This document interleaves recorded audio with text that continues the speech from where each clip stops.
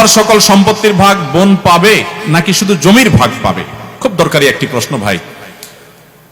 আল্লাহ রাব্বুল আলামিন বাবা মায়ের সম্পদে ছেলেদের যেরকম অধিকার রেখেছেন, মেয়েদেরও কি রেখেছেন? অধিকার রেখেছেন। এই অধিকারটা শুধু জমি জমাতে না, সকল সম্পদে।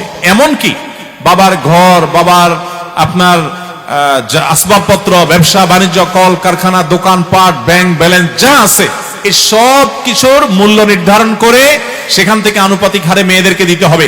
আমি প্রায় সময় বলার চেষ্টা করি, আমাদের দেশে বাবা বা মা মারা যাওয়ার পরে ভাই হিসাবে বোনের হক পাই পাই করে কোরআন বর্ণনা অনুযায়ী বুঝাই দিয়েছেন, এরকম মায়ের পুত খুব কম আছে। আপনাদের মধ্যে কয়জন আছেন হাত তোলেন দেখি? বাবা মারা গেছে, মা মারা গেছে, বোনের হক বুঝাই দিয়েছেন, হাত তোলেন দেখি কয়জন আছেন? দেখেন হাত কিন্তু উঠছে না। অনেকেরই বাবা মারা গেছেন, মা মারা গেছেন, হাত কিন্তু উঠছে না। খুব ভালো করে শুনে রাখেন, ভালো করে শুনে রাখেন। রাস্তায় যদি দাঁড়ায় ডাকাতি করেন পিস্তল হাতে নিয়া, ছুরি দিয়া, এতে গুনাহ হবে। ডাকাতি ভয়াবহ অপরাধ। আপনি যদি চুরি করেন আর জনের হক মেরে খান, এতে অপরাধ হবে। অন্যের হক মেরে খেলে যে অপরাধ হয়, ভালো করে শুনে রাখেন। বাবা মায়ের সম্পদ থেকে বোনকে যেভাবেই হোক বঞ্চিত করছেন, হক দেন নাই, অপরাধ তার চাইতে বেশি হবে। কেন বেশি হবে জানেন?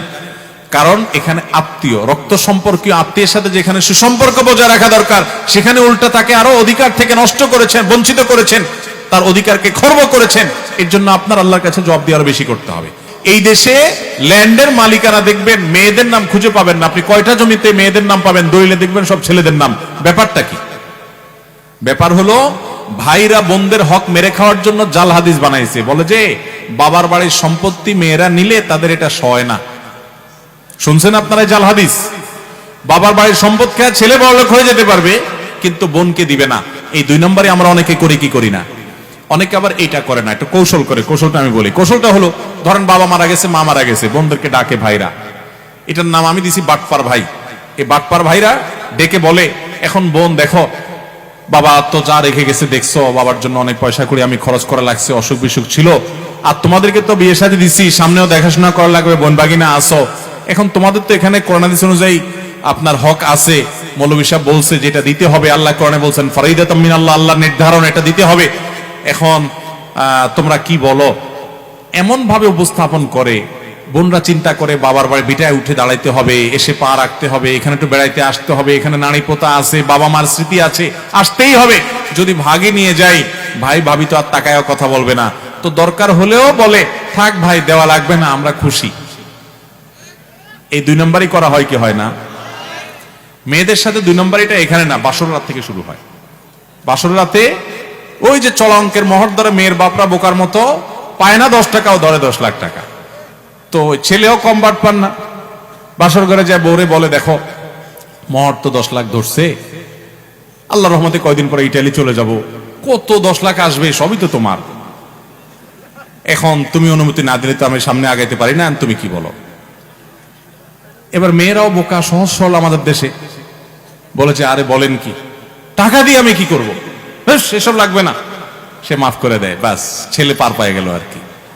এই বাটপারি মেয়েদের সাথে ওই বাসর রাত থেকে শুরু হয়, বাবা মার সম্পদ পর্যন্ত।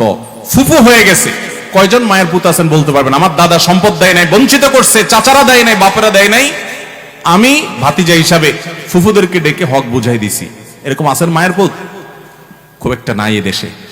ভাইরা আমার, নামাজ পড়তে পড়তে কপালে দাগ ফেলানো এটা সহজ, রোজা রাখতে রাখতে পেটকে ক্ষুধার্ত করে ফেলা এবং পিঠের সাথে লাগায় ফেলা সহজ। অনেক আমল করা এ দেশে অনেক সহজ, কিন্তু বাবা মার সম্পদে বোনদের অধিকার কোরআনের বর্ণনা অনুযায়ী পাই পাই করে বুঝাই দেব, 1 ফোঁটাও রাখবো না। তারা না নিলে জোর করে দেবো, এবং দেওয়ার সময় বলবো, বোন এটা নিতে তুমি হেজিটেশন করো না, তুমি এটা নাও। বাবার সম্পদে তোমার ভাগ নেওয়ার মানে এই না যে তোমার সাথে আমার সম্পর্ক শেষ হয়ে গেল। ভাই বোন, ভাই বোন রক্তের সম্পর্ক চিরকাল থাকবে। এই ভিটা তোমার, চিরকাল আসবা, বাবা মার স্মৃতি, এখানে তুমি সারা জীবন আসবা, আমি তোমার বাড়িতে যাব। এই হক নেওয়ার সাথে তোমার সাথে আমার সম্পর্ক শেষ হওয়ার কোনো সম্পর্ক নাই, তুমি 100 বার আসবা, এটা নিয়ে যাও। এরকম বুক ফুলায় বলার মতো বাই হওয়ার চেষ্টা করবেন তো ইনশাআল্লাহ। মনে রাখবেন, অন্যের হক মেরে মানুষ কখনো পয়সাওয়ালা হয় না ভাই। এই জমিন রেখে চলে যেতে হবে। হাদিসে আসছে নবী সাল্লাল্লাহু আলাইহি ওয়াসাল্লাম বলেছেন, 1 বিঘত জমি যদি আপনি মেরে দেন, 7 তবক জমিনকে আল্লাহ তাআলা আপনার গলায় ঝুলিয়ে দিবে, কত খাইতে পারিস খা, আযাব হবে। দুনিয়া থেকে নিতে পারবেন না কাপনে কাপড় ছাড়া কিছু, সব রেখে যেতে হবে। কাপনে কাপড়ের পকেট নাই, কাপনের কাপড়ের পকেট নাই, কিছু নিয়ে যেতে পারবেন না, সব রেখে যেতে হবে। কার জন্য তাহলে 2 নম্বরই করবেন? কিয়ামতের ময়দানে এই বোন আল্লাহর কাঠ গড়ায় আপনাকে আসামি করে দাঁড় করিয়ে আপনার বিরুদ্ধে বিচার চাইবে এবং বিচার করবেন আল্লাহ তাআলা। তো সেদিন দিতে পারবেন না, আমল দিয়ে দিতে হবে। তার আগে দুনিয়াতে বোনদের হক দেব তো ইনশাআল্লাহ।